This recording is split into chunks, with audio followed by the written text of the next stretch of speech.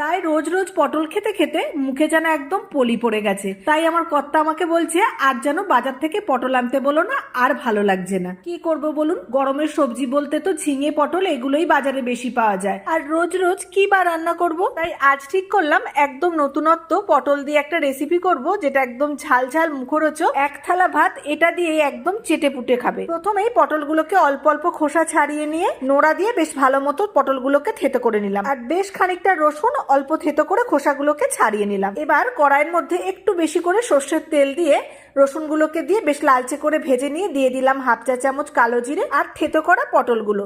একটু নেড়েচেড়ে নুন হলুদ আর বেশ কয়েকটা চেরা কাঁচা লঙ্কা দিয়ে একটু নেড়েচেড়ে একটা ঢাকা দিয়ে গ্যাসের ফ্লেমটাকে একটু কমিয়ে দিয়ে পটলটাকে একটু সিদ্ধ হতে দিলাম। 4-5 মিনিট পর ঢাকাটা খুলে দিয়ে দিলাম অল্প করে চিনি আর দিয়ে দিলাম সামান্য পরিমাণ আটা অথবা ময়দা গোলা। শেষে আবারও কয়েকটা চেরা কাঁচা লঙ্কা দিয়ে নেড়েচেড়ে তেল ছেড়ে দিলে নামিয়ে নিলাম।